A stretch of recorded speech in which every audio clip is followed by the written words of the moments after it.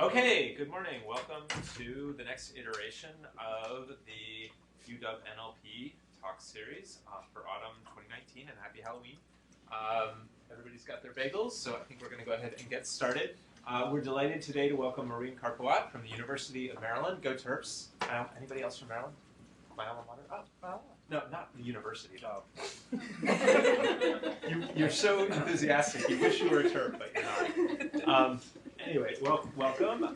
Maureen has been doing NLP for more than 10 years. She got her PhD at the Hong Kong University of Science and Technology, spent some time at the National Research Council in Canada, Columbia University, and is now an assistant professor at the University of Maryland with the famous CLIP group. And today she's going to be talking to us about, I hope this means what I think it means, divergences in neural machine translation. So warm welcome. Thank you, Noah. So so today I'm going to talk about various ways in which the concept of divergences, I think, affects how we do neural machine translation. And I'm going to start with the very basics. When we think of the task of translation, we've done a lot of progress in recent years with neural models, and that has dramatically changed what we can expect of machine translation system with a really high translation quality we can get these days. And that's, of course, great. But there's another consequence of neural machine translation that I'm particularly excited about, and that's the fact that neural MT systems model training data, parallel text, much more closely than older statistical models used to. And why that matters is that now, because we're modeling this data more closely, the nature of the data we have is going to have a bigger impact on what we're doing in translation.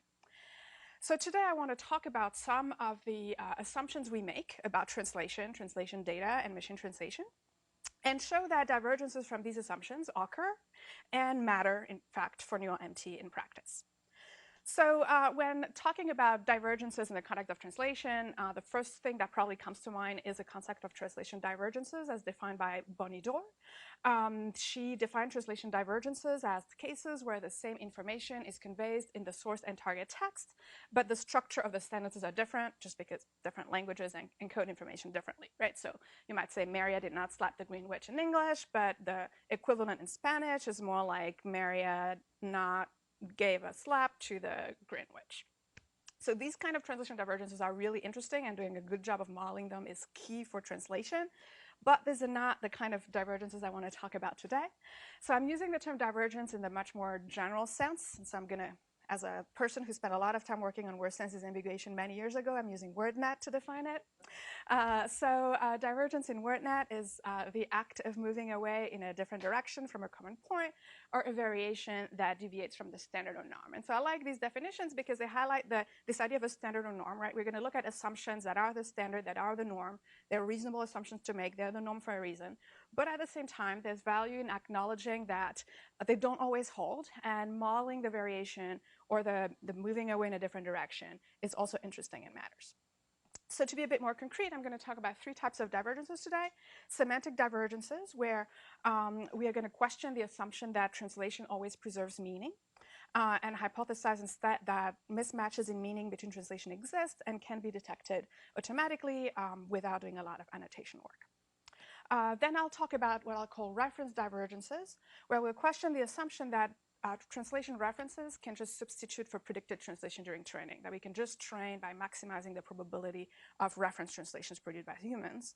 And then we'll hypothesize instead by modeling how the model's prediction diverge from reference translations can help us improve neural machine translation in this case. And then finally, I'll talk about what I call style divergences, where we'll question the assumption that translation is a task that takes an input, transfers it to some other language, trying to preserve all properties of the input. And instead, we'll hypothesize that we can disentangle some of these properties and try to produce translation that convey the original meaning, but tailor it to different styles, matching different audiences. So that's a plan, three different topics: semantic, reference, and style divergences. And we'll go through them one at a time with three different case studies and kind of bring the findings together at the end. All right, so let's start with semantic divergences. So the assumption we often make in translation, often implicitly, is that translation preserves meaning.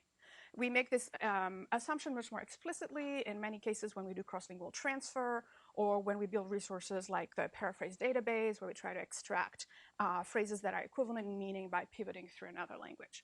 So clearly, this is a reasonable assumption. This is a useful assumption. It holds a lot of the time. But at the same time, we know when we look at our data that it's not always true. Right? So translations are often translations at the document level. And just because two documents are equivalent in translation space doesn't mean that when we go down to segment level or sentence level, the sentences are going to match one-to-one because different languages organize discourse differently. Right? So that might lead to mismatches in meaning at the sentence level. Another issue is one I like to summarize with this Italian adage, which translates to translator, traitor. And that's a little harsh. But what I mean by that is that translators can alter the meaning of a source as part of doing their job, right? They make errors sometimes, they're human. But they can also intentionally change the meaning of the source when translating, maybe removing some details if they think they're not super important, or maybe explaining some concepts that they expect the target audience not to understand without additional explanation. Right? So even in normal translations, we might not have one-to-one meaning match across languages. So what does that look like? Here are some examples drawn from some parallel corpora used in machine translation. This English sentence, no fee will be charged, is aligned to a French sentence, which translates more to something like, the hotel will not charge fees on the provided credit card. So clearly there's a lot more detail in the French version.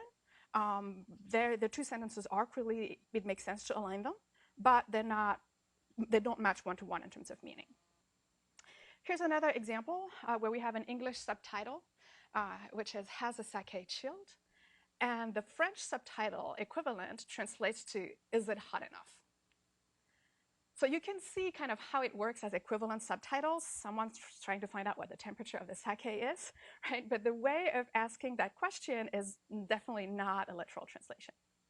And that's the data we use to train our neural machine translation systems.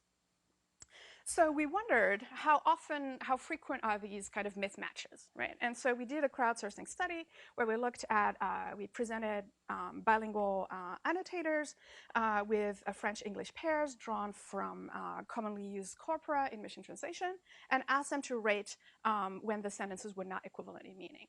And to our surprise, about 40% of the samples were found to be not equivalent in meaning or divergent in the data we were looking at.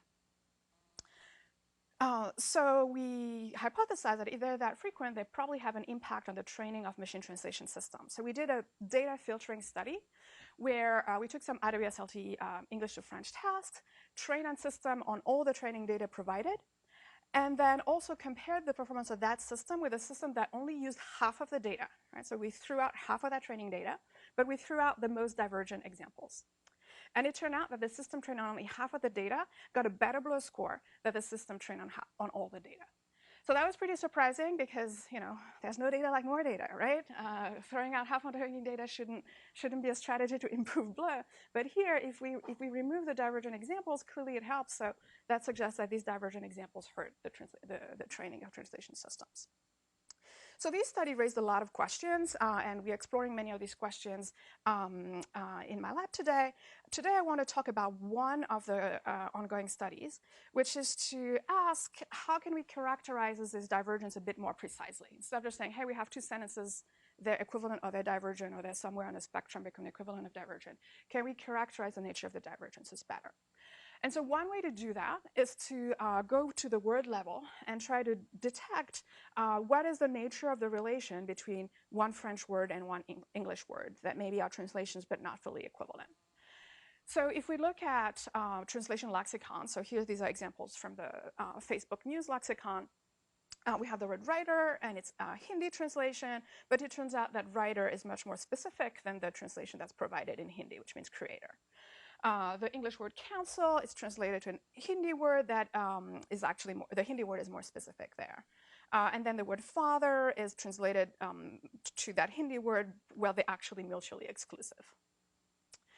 Right, so we're proposing a new task where we take as input two words in two different languages, maybe English and Hindi, and then we want to characterize how whether they are equivalent or not in meaning, but instead of just viewing this as a binary task, we're going to look at the classic semantic relations that have been studied in a single language for a long time and try to characterize whether the relation that holds between the two words is equivalence or forward entailment, reverse entailment, exclusion, or other, right? So we're using here the set of semantic relations, the lexical entailment relations defined by McCartney and Manning. They've been used for a lot of different English tasks, and also I think a little bit for some other languages, but this is the first time they're used to characterize relations between two words in two different languages. So how are we going to make these predictions? We can learn from the work that's been done in English, and in particular, there's a great model that performs quite well on the English semantic relation classification test that's been proposed by Vered, who I think is somewhere over there. This model is called LexNet. What it does is takes as input two English words and then outputs a distribution over the 5 classes of interest. And it does that by constructing a feature vector based on the embeddings of the two words of interest, and then an embedding of the paths between the two words that represents the context in which these two words occur together. So just to give you a little bit more detail about how the path embedding works, what we're going to do is look in a large corpus of English for all occurrences, all sentences where the two words that we're trying to characterize occur in the same sentence.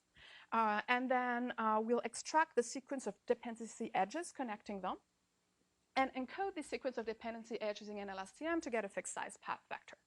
We can do that for multiple sentences, multiple paths, and average them into the path vector that will be fed to the semantic relation classifier, right? So this classifier will have access to kind of representation of the usage of water, the word water, representation of the usage of liquid, and then representation of how the two words relate to each other as encoded by the paths.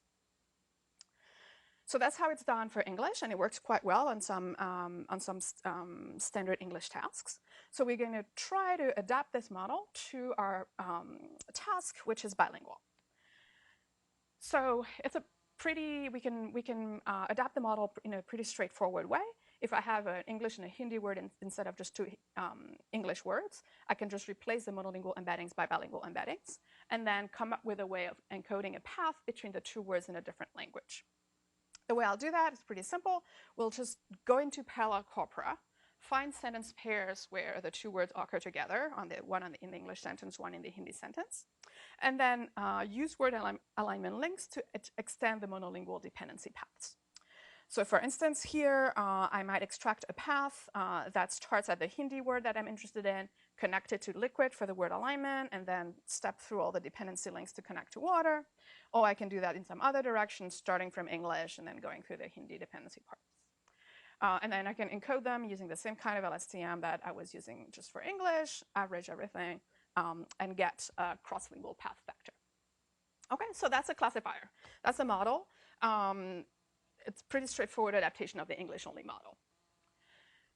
So the only question that is a little bit tricky is how are we going to train this model? Okay. The English model is a supervised model because there's annotation available of English word pairs with the correct class. For the bilingual case, we could, of course, go and collect annotations, but that doesn't seem very realistic. If we don't want to have models that can detect the semantic relations between words and for any language pair, requiring supervision, requiring annotation for every possible language pair seems like not practical. So instead, we're going to try to see how we can use the English annotations to train the bilingual model. And so we can take inspiration from knowledge distillation approaches and treat the English model as a teacher. That's going to help train a student model, which is a bilingual model. There's still another wrinkle, though, which is the fact that the semantic relation labels that we're using are not necessarily preserved by translation, right? So if I translate the English word liquid here into Hindi, there's translation ambiguity. And depending on which translation I pick, the correct label for the pair water liquid might or might not hold for the English-Hindi word pair. So I cannot naively apply knowledge distillation and force the English model prediction to agree with the bilingual model prediction. So what we're going to do is try to account for translation ambiguity, look up one of the English words in the pair, translate it in all the possible ways we can in our translation dictionary, make a prediction using the bilexic model for each of the resulting English-Hindi word pairs, and then aggregate them using an attention mechanism to get a final probability distribution of other classes. So the role of the attention mechanism here is to attend to all the possible predictions for all the English-Hindi word pairs and let the model put more emphasis on the English-Hindi word pair that is going to preserve the label that we observe on the English side. And so once we have this giant network, we'll train it all together. So given a gold label for the English word pair, which here would be forward entailment, we'll have a loss. So we'll compute the cross entropy for the English prediction, the cross entropy for the bilingual model, and then encourage the predictions of the bilingual model and the English-only model to agree with a KL divergence term as a standard in knowledge distillation. Okay, so all this, like all these kind of big network is just here to help us train without direct supervision, helping us train a bilingual model using only English supervision and accounting for translation ambiguity. Once I'm done training, I'm going to throw out the English model, throw out the attention model, and just use the bilexic model to make predictions. So here's what happens when we evaluate on English-Hindi word pairs and English-Chinese pairs for which we collected some annotations. So this is a 5-way classification task. So we have a random baseline that is about 20 F-score, as you can expect. That's a light gray bar in this chart. We are comparing, I guess, a second baseline that takes the bilingual word pair, translate the non-English word into English using the most frequent translation, and then applies the English model. That's the dark gray bar here, the translation plus English model baseline. And then our model, the bilexic model trade with distillation, is in green. And so we see that it outperforms the baselines by a large margin. We run a bunch of ablation experiments. I'll just show you one where we train the bilexic model directly, like kind of pretending that the translation, that the semantic relation labels are preserved with translation. And what we see is that that does a lot worse, right? So it shows that it's really crucial to model, to account for ambiguity when training the bilexic model. If we don't do that, we get a model that is just basically on par with the translation baseline.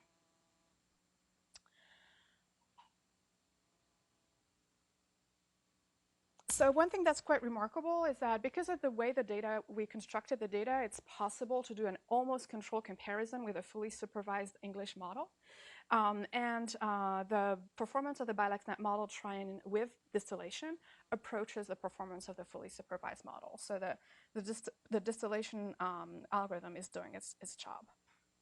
However, the absolute F scores remain low, right? They're in the low 40s, the best scores. So there's definitely room for improvement. Data, models, and code are out there. And so if you want to give it a try, you're welcome to. Yes? So this line is just English? Yes.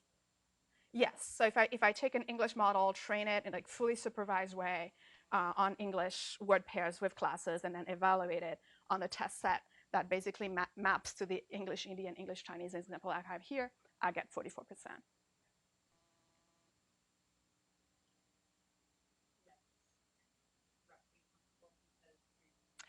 Because of the way we constructed the English-Hindi and English-Chinese data. So for every English-Hindi pair, so we started out with English-English word pairs, and then translated them, and got annotations to check that the semantic relation still remains the same. So because of that, it's basically the same test set with a few a very small number of mismatches. So that's why I can say that the task is equivalent. All right, so to sum up this part, so I started with saying that translations don't always preserve meaning. I told you about some work that shows that these mismatches are surprisingly frequent in machine translation training data. And then I showed that they can be characterized at the word level using existing semantic relations that have been defined for English. In the process, I introduced some new data sets, English-Hindi and English-Chinese data sets of word pairs annotated with semantic relations that you can use. And finally, I made the point that in modeling semantic divergences, it's really important to account for the ambiguity and the meaning mismatches that occur in the data if we want to do cross-lingual transfer at training time. And so that was illustrated by the dictionary guided knowledge distillation results that improve the cross-lingual semantic relation detection performance. Okay, so that's it for semantic divergences. I went quite fast, and skimmed over a lot of details. You can talk to Yogarshi Vyas at EMNLP next week, where he'll present this work in a lot more detail, and also look at some of the other related papers at NAACL last year. Next, I'd like to talk about a different kind of divergences, which I'm calling reference divergences to fit in my divergence theme, but this concept is better known as exposure bias. So the problem with exposure bias is the problem that comes from this discrepancy between the way we train sequence-to-sequence models and the way we use them at inference time. Right? So we always have this conditional language modeling term where we're modeling the probability of the next word given a sequence prefix and the source context. But the nature of the prefix is different at training and at test time. Right? So at test time, the prefix is whatever the model has predicted before, and so it might contain errors. But at training time, the prefix comes from a reference translation written by a human, and therefore we can assume it's correct. So by training the model only on correct reference translations, we never expose the model to its own errors during training. And so as a result, at test time, when the models start making an error, it just never knows how to recover from that. And so that can lead us to cascading error situations. So what can we do about that? Well, the natural solution is to expose models to their own predictions during training, right? But the challenge then is to figure out how to compute a loss when we start generating partial translations that diverge from the reference. So we'll introduce a method that learns to align reference words with partial translations during training to help with the exposure bias problem. Exposure bias is a well-known problem in sequential decision making, and so there are lots of existing work that's trying to address this problem. There are search-based methods where the goal is to try to find a good translation by searching for the optimal completion given a predicted prefix, but this is computationally expensive for tasks like translation that have a very large output vocabulary. You can also, of course, use reinforcement learning to directly optimize a sentence level reward, so you don't have to deal with these word level problems. But in practice, this is inefficient and sometimes unstable with the kind of tasks we're working with. Our method is based on schedule sampling, which is based on maximum likelihood, and so it's very simple and efficient, but has its own issues, and so we'll show how we can address them. So let me tell you a little bit about how schedule sampling works. So schedule sampling is going to construct prefixes that are going to be used at training time that are a mix of reference words and predicted words.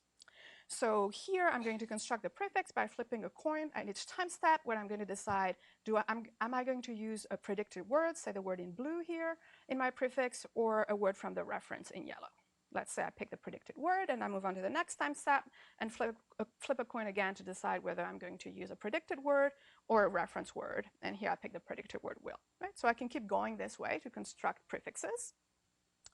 And then I'm going to use them to maximize the probability of reference words given prefixes from these, given the context of these prefixes that I've just generated. The main problem with schedule sampling is that it assumes that the prefixes and the references are aligned at each time step, which is a really bizarre assumption to make in the context of translation, but it's the assumption that was made. So for instance, if I'm trying to maximize get the probability of the word dinner, because it's the word in the 4th position in the reference, I'll compute the probability of dinner condition on the prefix from position 0 to 3 in the prefix I've just generated. So in this case, I will try to maximize, I will update my parameters towards maximizing the probability of dinner given we will. So what that means is that I'm essentially treating the sequence we will dinner as a reference implicitly, and I'm updating my model parameters towards that. But that doesn't make sense because that's not a well-formed sentence. There's no reason to assume that I can just take that the reference words are going to be aligned to the prefix I've just generated at every time step. We can do better than So what we're going to do is to incorporate a soft alignment between the reference words, like here dinner, and the generated prefixes. The alignment score will capture the likelihood that the reference word fits into a given context, and will consider all possible alignments between the reference word and all possible prefixes among all the prefixes I've generated. And all these alignments will contribute to the loss, weighted by the alignment weight.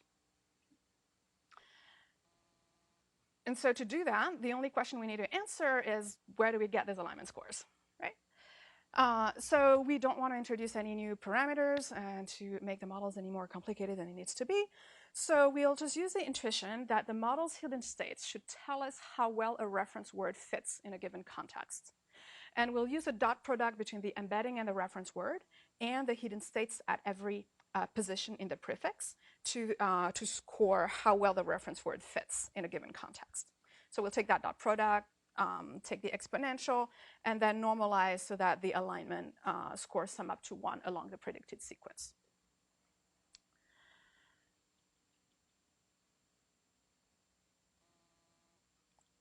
So incorporate these alignment scores. So these are the scores AI. And then we'll incorporate them in the loss by taking the sum over the log probability of the reference word given each context, each partial translation at each time step, and just weight that contribution with the alignment score. So here we'd expect the model to learn that the word dinner is more likely to occur in the context of the prefix we will make, and therefore the alignment score A4 should be high, and the last term in this loss should dominate the contribution of the loss. Okay, so that's the approach. And so to sum up, here's how our training objective differs from the scheduled sampling objective. In both cases, we're going to compute the loss by walking through the reference translation one word at a time. That's indexed by T here in this sum. And we'll maximize the probability of reference words, YT, given a prefix and the source, of course. The main difference is that our objective soft aligns a reference to all possible prefixes within a sample translation, right, which introduces this new sum over J, and then the alignment weights. While the scheduled sampling approach only considers one prefix, the one that is aligned using time steps. In addition, one difference is that the prefix we use is a little bit simpler than the scheduled sampling prefix. Scheduled sampling mixes predictions and reference words. We just don't bother with reference words, we just sample the whole sequence.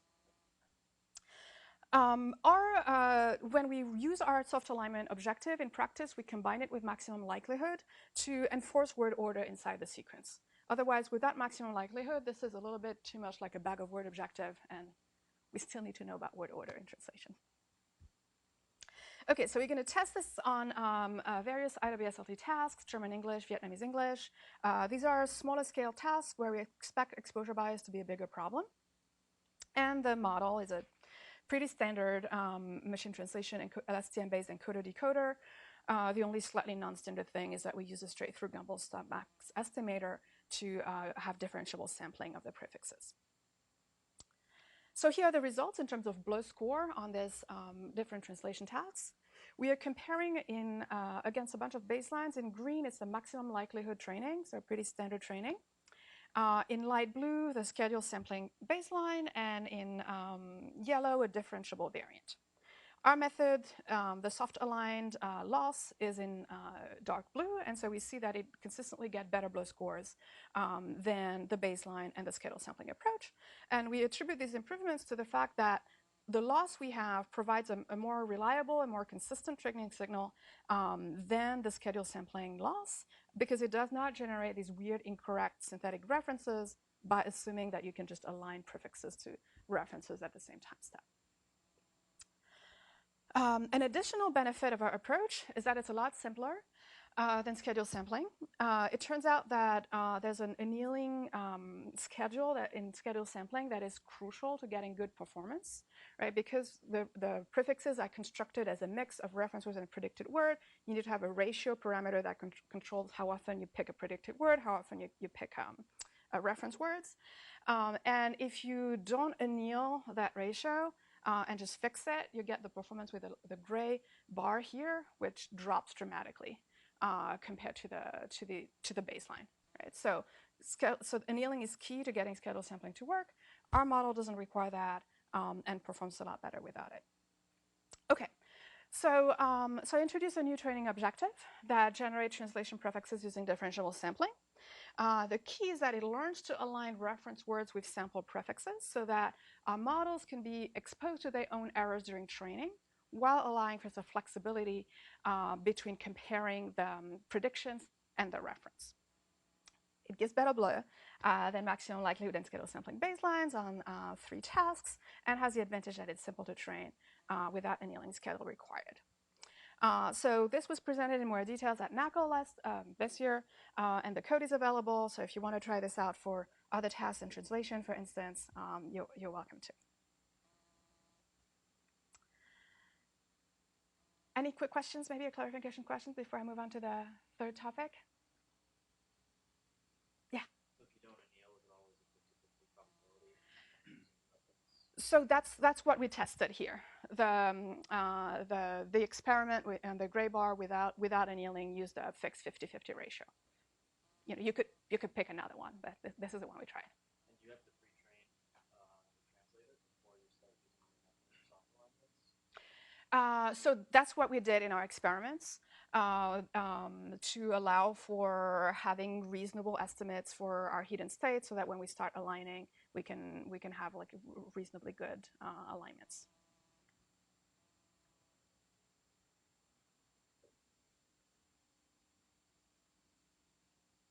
Okay, so let me move on to the last type of divergences I want to talk about today, which are about style, right? The idea that we can view translation as this task so the assumption when we do translation is often that machine translation is tasks where we take an input in French and then try to produce an English sequence that is the equivalent of the French input and preserve all its properties as much as possible. But I'd like to argue that that's not necessary. That's not even what human translators do. And so maybe we should think about machine translation as a task where there's some properties that we might want to preserve, but not all. And maybe we can tailor, in particular, the style of the translations to different audiences, while, of course, trying to preserve the meaning of the input. So one example, one instantiation of this idea is to try to control the complexity of machine translation output, right? And the goal here is to try to make machine translation output accessible to broader audiences. So for instance, if I have a Spanish input and I translate it knowing that the audience is composed of fluent English speakers, I might translate it in this way, which is a pretty literal translation. But if I know that I'm translating for second language learners or younger children or people who just don't have good proficiency in English, I might produce a simpler translation, right? Where I'm getting the main idea across, but I'm using simpler language. I'm leaving out some of the details, but I'm still providing enough information that the person who's reading it know what the original sentence was about. So this departs from the traditional formulation of the machine translation problem. So we need to figure out how we can train and evaluate such a system, right? We want to have a single system that can produce different versions of the same input. So it turns out that there's useful data that we can use. The NAACL website contains articles that are used in classrooms in the US by teachers. So there are lots of English articles that have been simplified by professional editors for different reading grade levels. Right, so you can look at this article and then, if you want a second grader to read it, have this version, or if you want a 12th grader to read it, you have a different version. And this data, the English data, has been used for a lot of English text simplification research. It turns out that there's also Spanish versions of a subset of these articles. 20% of the English articles have Spanish translations, and translation for also different reading grade levels. So we took this data, aligned the English and Spanish sentence documents, articles at the segment level. That's a little bit tricky because these are comparable documents, right? They don't really, nothing aligns kind of exactly one-to-one. But nevertheless, we can extract a lot of pairs of sentences that are with an English version, a Spanish version, and all sorts of different grade levels. So to give you a feel for what the data looks like, we might have a Spanish segment written with a 12th grade audience in mind, and then equivalent English version for different grade levels. This is small. I don't expect you to be able to read the details, but I want to highlight a few of the transformations that are present in this data. One thing that is quite, one of the kinds of the transformations that professional editors do when they write for simpler audiences is that they split longer sentences into multiple shorter sentences, right? So we see it here where when we go to 7th grade and 4th grade, we have 2 sentences that to express the content that was expressed in 1 sentence for the higher grade levels. There's, of course, also a lot of paraphrasing that happens. So maybe in the 7th grade version, we talk about modern day snapshots and historic works of art, while the grade 4th version talks about selfies and self-portraits. Okay, so roughly equivalent, but a lot simpler language. And then another thing that happens is deletions. Right? So when we go to grade 4th, to 4th grade, sorry, the idea of focusing solely on the 17th century that was mentioned in the Spanish version, in the 10th grade and the 7th grade English version is just dropped.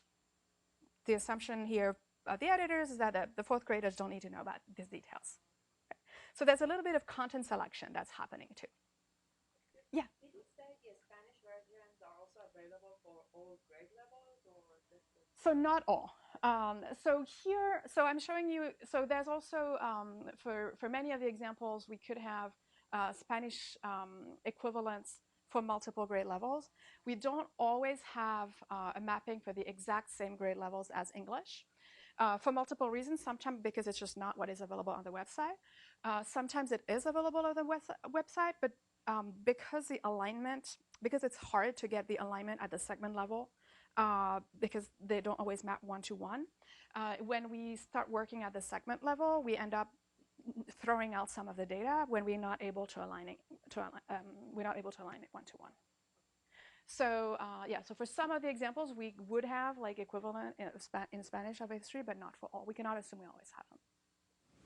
Are there some examples where you have the Spanish data but not the English for level? Not from this source, because it was created primarily for the United States English-speaking classroom. Most of the data is in English, and then Spanish is just something that is started a little bit later. And so there's not as much Spanish as English in this particular data set. I'm curious if there's any changes in terms of tenses used, going from more literary tense to That's a good point. I don't know. Something we could look at. I imagine that that's possibly something that would happen when we go to the lower grade levels. So I really like this data set because it contains like really kind of rich transformations, and it provides a good way of evaluating, defining the complexity control machine translation task, and evaluating it, without, because evaluating style transfer is always a little bit difficult, but having data to ground the task is really nice here.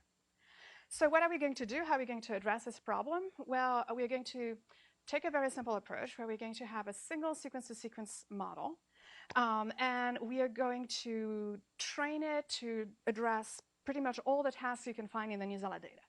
Right, so we're going to assume that it takes some input sentence that might be in Spanish or in English, and outputs an English sentence. This also going to take an other input, a second input, which is the reading grade level of the output we want. And so we can train that model as in a multitask setup, where we just share the encoder-decoder parameters, but just train this single model to do all the variants of the tasks.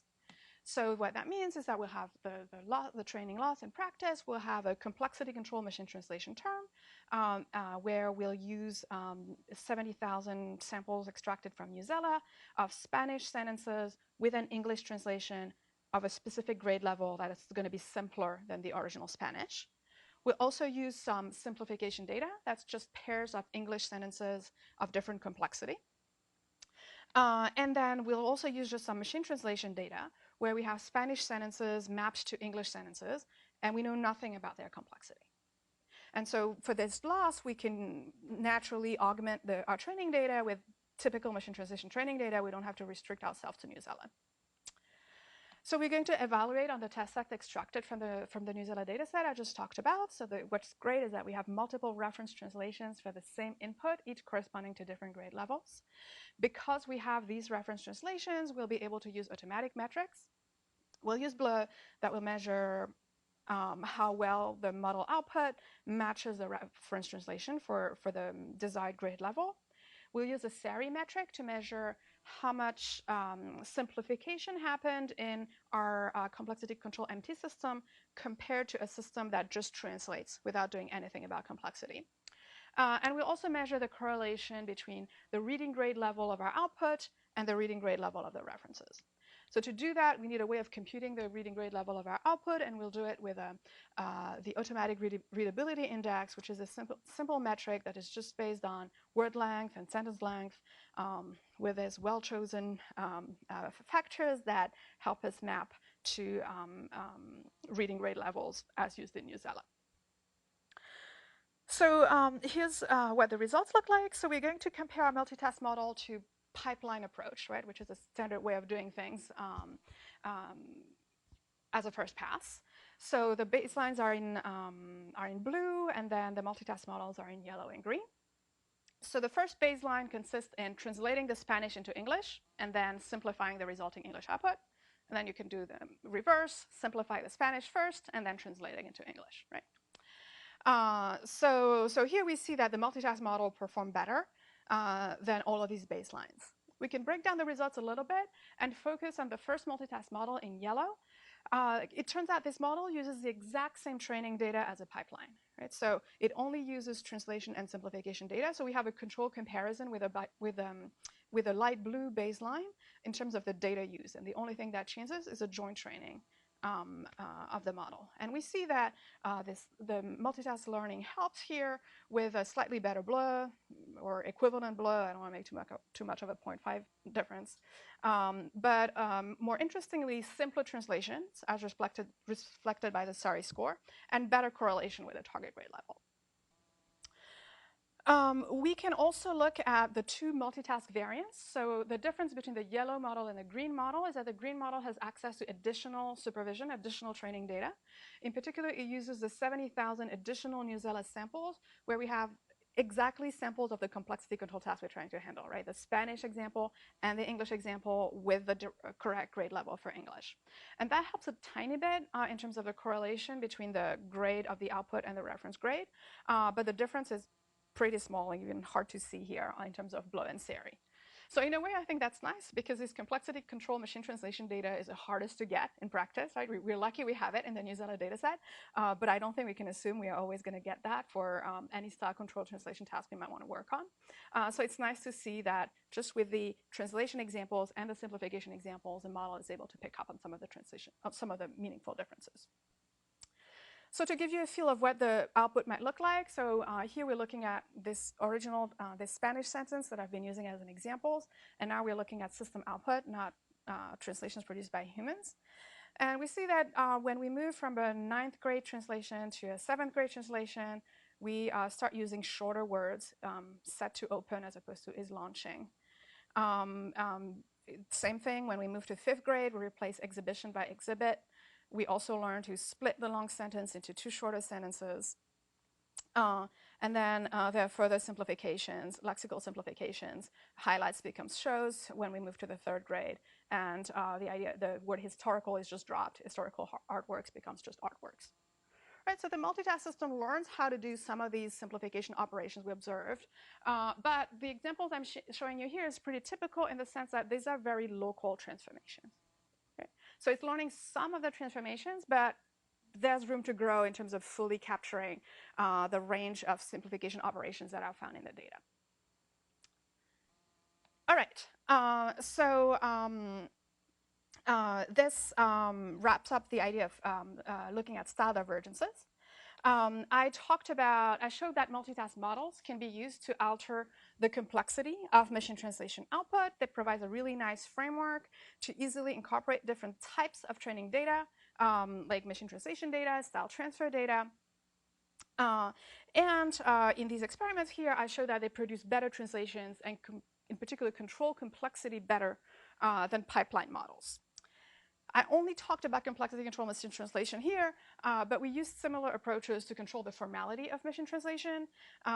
So where in the very similar framework, we have one input, and for the same input, we might want to be able to produce different translations, some more formal than others, right? And that's a pretty realistic scenario. If you order translations online, I don't know if you ever tried ordering translation on online translation website, human translations, you're often asked to provide some information about what is this translation going to be used for, who's the intended audience. So that's a thing that humans care about too. And so for controlling formality, we can pretty much do the same thing if we have paired examples of formal and informal language, we can use the exact same approach, and it works reasonably well. Of course, the downside here is that we're limited. This works when we have paired examples of style transfer, which we cannot assume we're always going to have for every dimension of style. So that's one of the open questions for future work, how to effectively incorporate monolingual data. Some of the other open questions for the complexity control work is how to better improve the target grade match.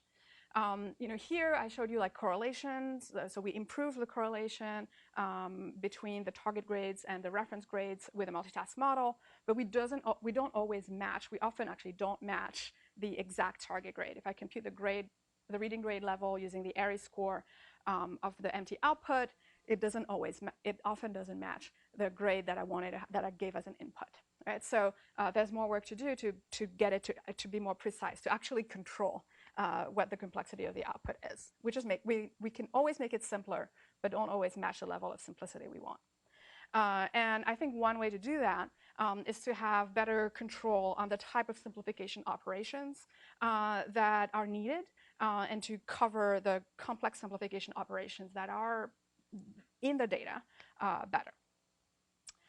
Okay, so Shweta Agrawal will talk about this work in more details at EMNLP next week. And if you want to read more about the formality version of the work, you'll find it in earlier calling and EMNLP papers, and all code and data are available online.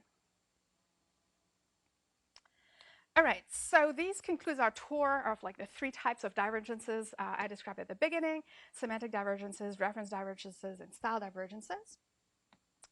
Along the way, we looked at many aspects of translation modeling. We looked at the training data we used and showed that mismatches in meaning do occur in data, and that one way to characterize them at the word level is to use semantic relations that have been defined for English, and we can build models to detect them without annotating new data, new cross-lingual data. We also looked at the way we're predicting translations at test time and training time, and showed that modeling divergences between references and predictions can improve neural machine translation training. And finally, we showed that we can tailor the style of the output in machine translation to different audiences using multitask training. So following the last study, the style study, I'd like to invite you to think of the task of translation in broader terms.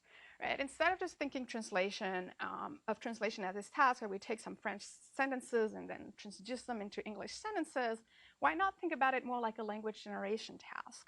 Because after all, translation doesn't occur in a vacuum. When people translate, it's a means to an end. They're translating for a reason, right? And so let's try to think of machine translation as a generation task when the goal is not just to produce a correct English sentence, but to achieve a specific communicated goal. So if we do that, if we think of translation this way, I think it'll be important to go back and think about what are the properties of the training samples that matter for translation and cross-lingual transfer, as we started doing with a semantic divergence study, and also rethink how we can redesign training to best exploit available data, whether it's parallel, as we were doing here, but more likely, more realistically, when it's not parallel. Okay.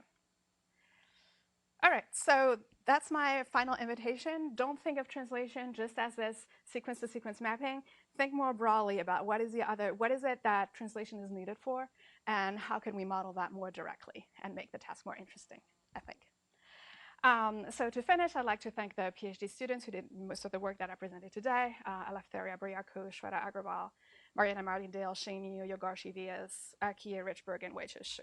And as I'm saying this, I'm realizing that this is a little bit out of date. Shane Niu and Yogarshi have graduated by now. Thank you.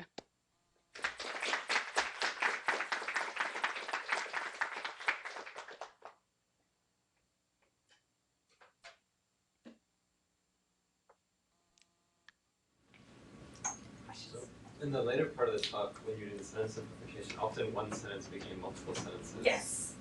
But presumably earlier, when you had the lexical divergences, some of that was similar, even though it wasn't because you were changing the grade level. You know, when you mine by text or when you make a corpus, presumably the original data also had like different granularity and different things being blocked. So if you translated bigger blocks of text at once beyond a sentence, would that solve some of these divergence issues?